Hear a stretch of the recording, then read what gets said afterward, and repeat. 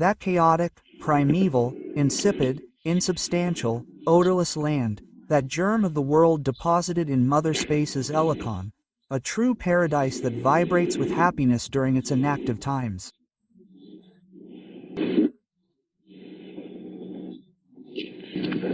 It has also been said that it is called Maacon because of the wind and the darkness and Aliatal. Why? Because it is the god of cosmic movement, the god of the wind. I there execute the great cosmic movement in Amilokan. It is there in Omiyokan where the true happiness of the world reigns.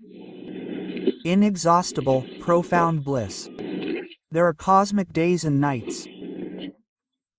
When the earth is in a germinal state, or when any world is in a state of germ deposited in the bosom of profound space, it sleeps, and being two it is one. After a certain period of activity, then the electrical impulse, the electrical hurricane causes all the positive and negative aspects to come into activity. That is why it is said that, O mechanism, there is darkness and wind. Darkness and wind. Cosmic movement. We do not mean darkness in the full sense of the word. It is just an allegorical way of speaking.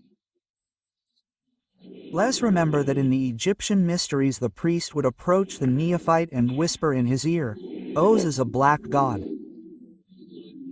It is as if Uz were truly black, since he is the Logos. It so happens that the light of the pure spirit, the light of the great reality, is darkness to the intellect. And if it is said that in the Omelikana there is only darkness and wind, that is, cosmic movement, it means that the uncreated light is there and that the cosmic movement represented by Execution develops there.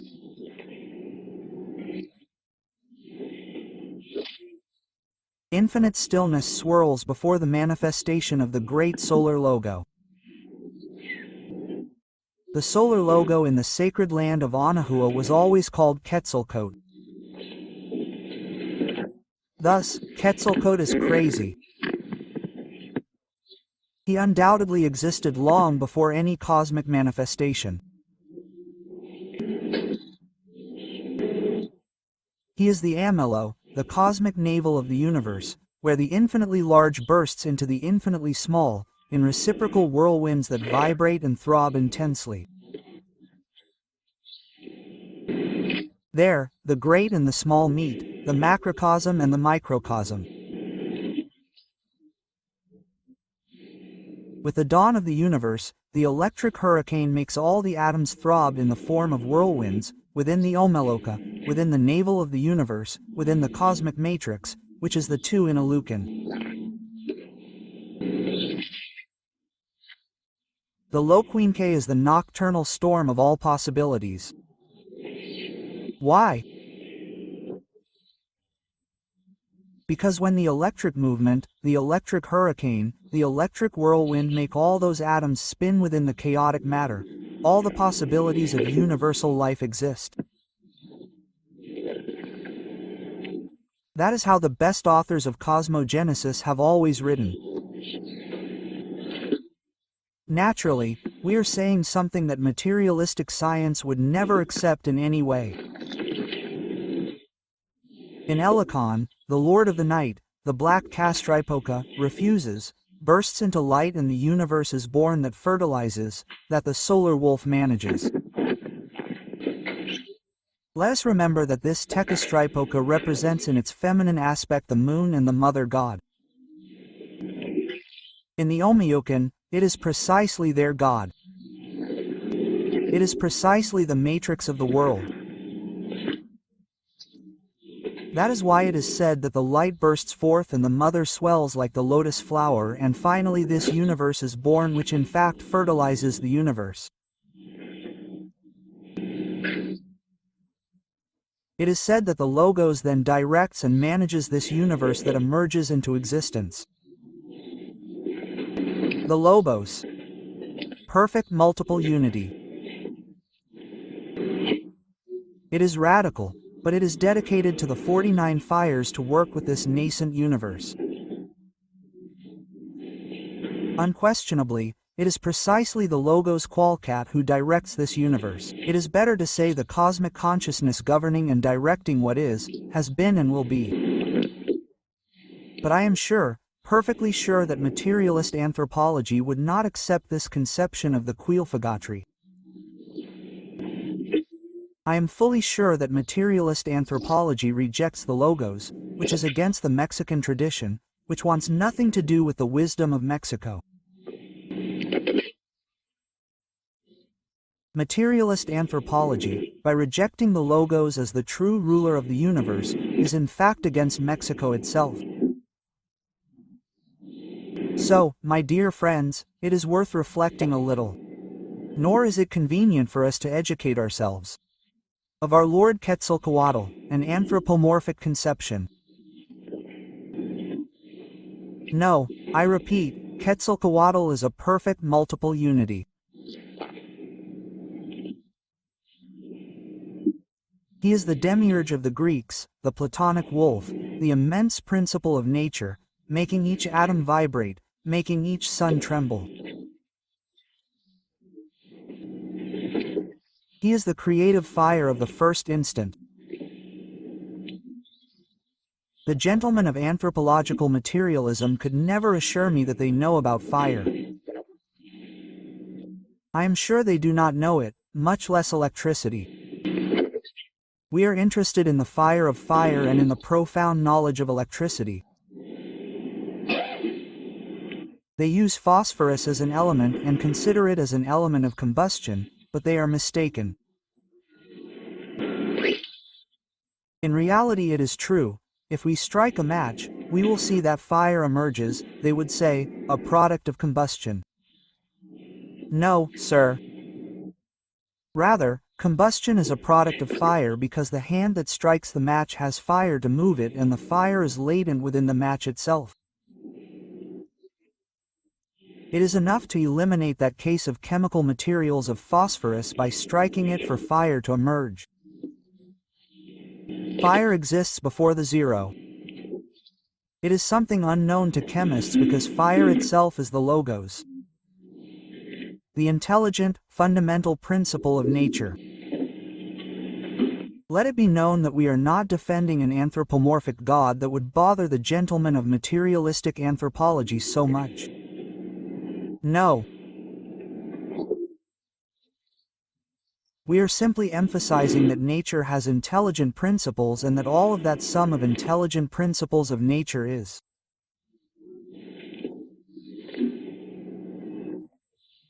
The Demergo of the Greeks, the Logos of the Platonists, a multiple, perfect unity, latent in every atom, in every corpuscle that comes to life, in every creature that exists under the sun. There is no doubt, my dear friends, that monotheism caused great harm to humanity, because as a consequence of it, materialism and atheism were provoked. He also said that polytheism taken to the extreme caused harm to humanity, because then monotheism arose from it, and from monotheism in turn arose materialistic atheism. See how polytheism, having degenerated, gave rise to monotheism. Anthropomorphic. And finally, carefully examine the sequence. Anthropomorphic monotheism in turn gave rise, due to the abuses of the various religious clergy, to materialistic atheism. If we accept intelligent principles in nature and in the cosmos, the foundation of this entire machinery of relativity, we are not unaware that deep down, variety is united.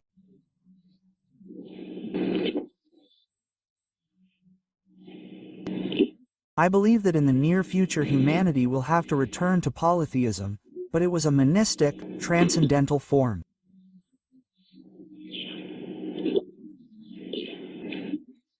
Humanity must balance itself from a spiritual point of view between monotheism and polytheism. Only in this way can a renewal of principles and a complete revolution of consciousness truly begin. That concludes my words for tonight. I now leave full freedom to those present here to ask questions related to the subject, warning that I will not answer questions that are not related to the subject. Master, is there any relationship between the eternal Teotihuaca and the reality? It is true. The Teotihuacan is even beyond Loyocan. Could it be that to say that Teotihuaca is the absolute sacred sun and Omeyocan is something very different? It is place too. Let's say it is the Iliast, the seed for worlds. Obviously we know very well that when the electric whirlwind, when I execute it there, begins the cosmic movement, then dualism arises, chaos ensues. Such chaos is fertilized much later, as I said, because it emerges from the Logos, perfect multiple unity. Let us distinguish between the Tecum.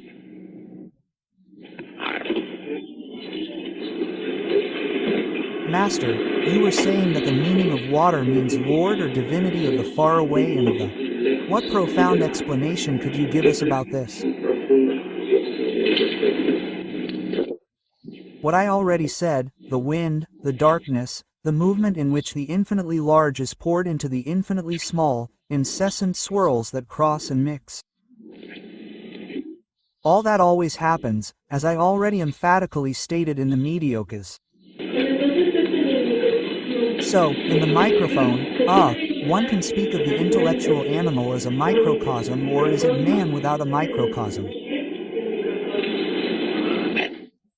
Well, in the intellectual animal, there is the possibility of the microcosm, since it carries the seed of man. Although it is nothing more than a resonant beast, there is no doubt that the intellectual animal resulted from the mixture of precisely certain degenerate men with animals of nature. So these bodies that we have are the result of such mixtures during the time of the Great Fall, at the end of the Tertiary Age in the Miocene. Do you understand? Any other questions? Expanding a little on the aspect that we are no longer now the result of beasts, the reproduction of degenerate men with beasts, that we are barely the only human possibility are the germs that we carry within our endocrine glands.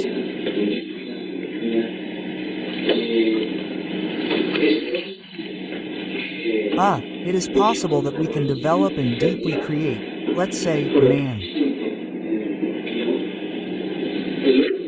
Well, I think that if we already have the body of an animal, it seems impossible to create the body of men, and we already have an animal. The exception is that it is not changed or there is a metamorphosis. I must clarify, going back to the past, that from the mixture of certain tribes, let's say Lemunicated, already degenerated with some subhuman beasts of nature, some species similar to men resulted, among them the different classes of monkeys, apes, etc. I also said that there had resulted, I said this in the last lecture, a certain type of enormous, gigantic apes, some with blue faces, others with red faces, and we cannot deny that.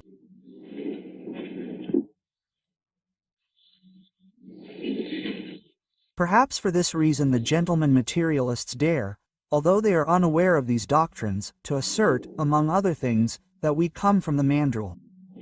That is when they forget about mouse hands.